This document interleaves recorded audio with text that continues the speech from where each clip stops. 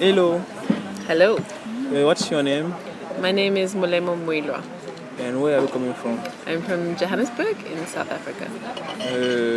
Could you talk about Johannesburg, South Africa? It's a big bad city. It's the biggest city in South Africa.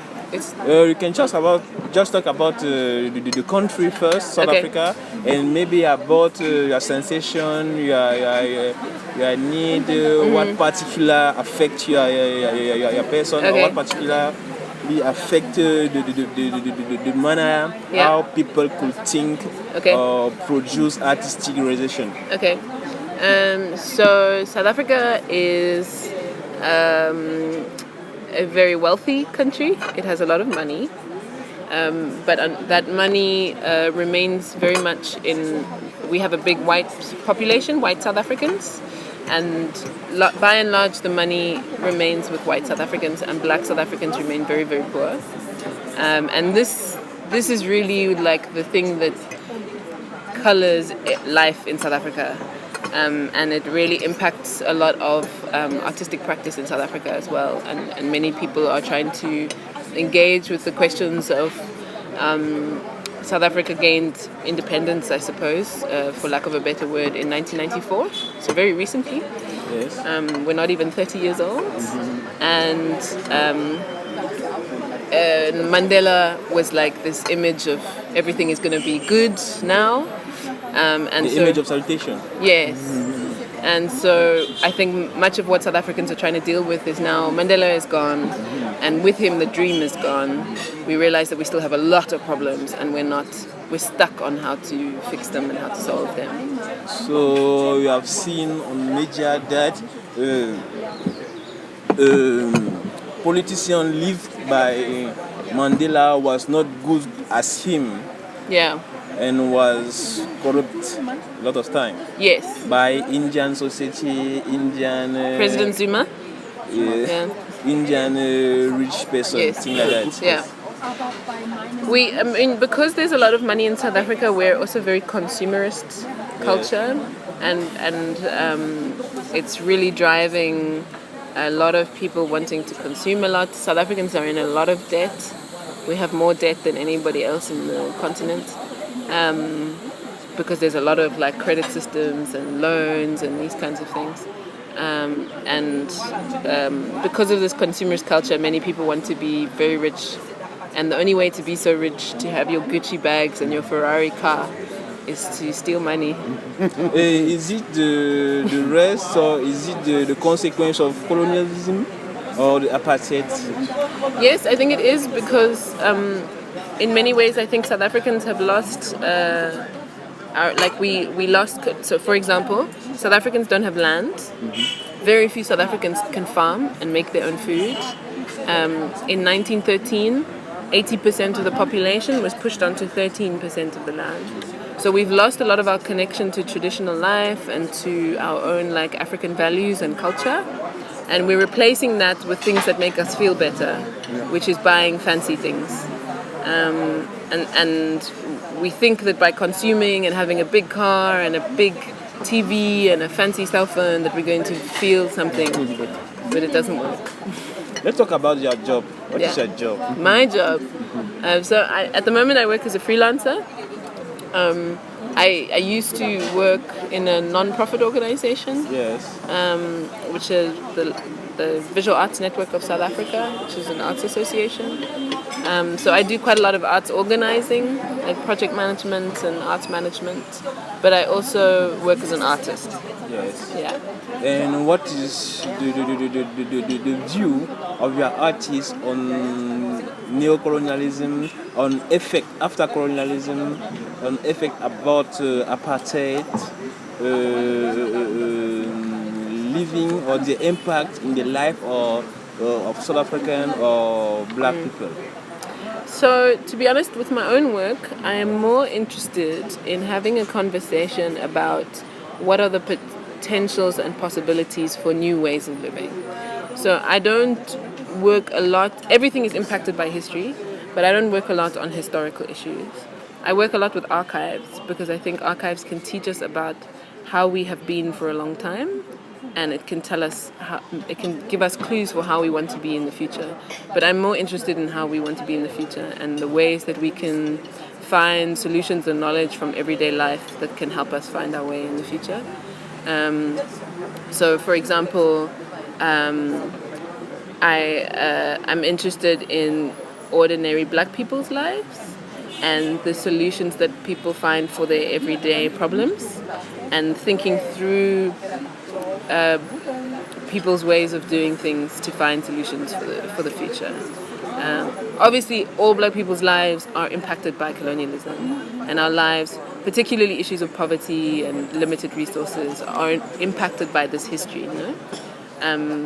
But what people have managed to do is, even though people are very poor and don't have a lot of options and don't have a lot of resources, people have been able to find ways of being with that limited resources. People can do amazing things. You know? And so what can we learn from that? That's what I'm interested in. Let's just talk about your participation in this week, cultural week, entitled The Burden of Memory. Yeah. For you, what means the burden of memory, and what is the impact of daily life, of Black daily life all around the world? First, yes, is it? So I think the burden of memory reflects on the fact that Africans have to carry with them an inheritance. We carry a whole extra layer of baggage than, say, Europeans, because we still live with so many of the realities of what colonialism has caused. So neo-colonialism is largely only possible because we were colonized before, no? So we carry this baggage and this memory with us, and we have to try and deal with everyday life, but we also have to deal with this baggage and this memory. And I think the conference is trying to look at the different ways in which artists are engaging with that issue. Let's just about the paragraph of books you have chosen. Yeah. Why have you chosen this paragraph particularly? And what about your discussion panel, which we have time this Saturday?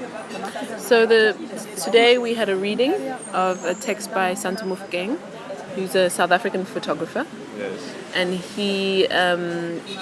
he deals very much with the history of colonialism and apartheid in South Africa in his photography. And he also writes about his own photography, and he's a very beautiful writer. So the text we were reading today is called Invoice, from a book of his work called Chasing Shadows.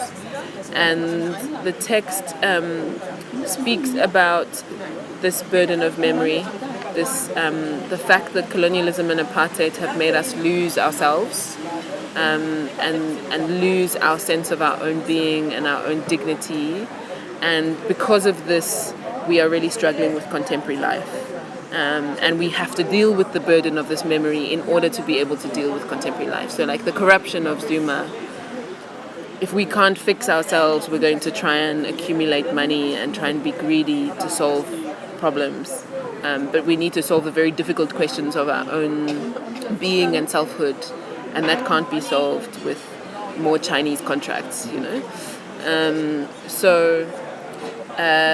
That was the intention of the reading, and in some way the reason I chose that text was because it somehow starts to speak to more spiritual concerns, I think, and more like very difficult questions of selfness, which are very important for the panel on Saturday, which is about reinvention. And so the panel on Saturday is trying to think about, okay, so we have this burden of memory, now what do we do with it? And what can we create from it? And what are the new ways that we can be that emerge out of this burden?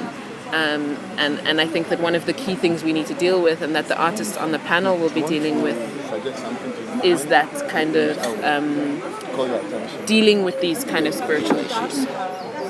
What I want to know is, which message do you want to transmit to other people who understand you? And I want to know if you are feminist. Why do you want to know if I'm a feminist? No, just because in short time you are talking about a lot of woman killed by a member of his family in South Africa. Yes. Okay. This situation could affect your manner of writing, could affect your ideation, could affect your creation as a woman. Yes. Okay. So, what am I trying? I mean, I think that it can be very difficult to use such a heavy burden of colonialism to reinvent ourselves. And sometimes we can get trapped in the burden, and we struggle to move forward in ways that are healthy and productive and that fulfill us and make us whole.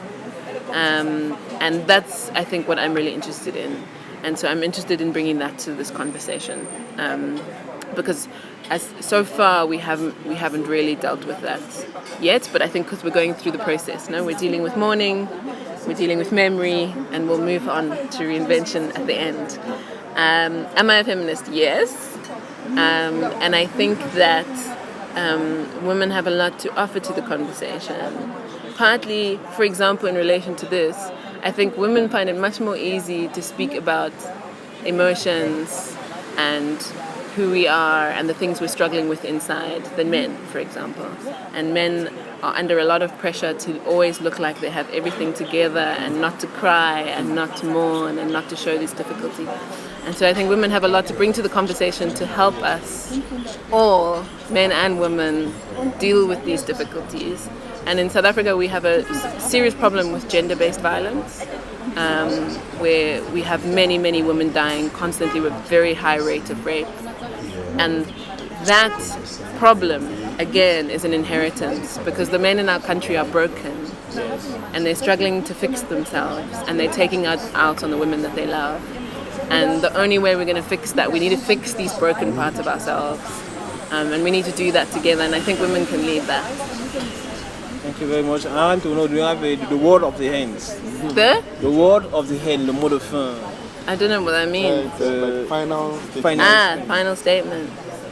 I think this program is really important. I think it's very important for us to have these conversations, and I hope that we can find new ways through the arts of healing ourselves. Thank you very much. Sure, my pleasure.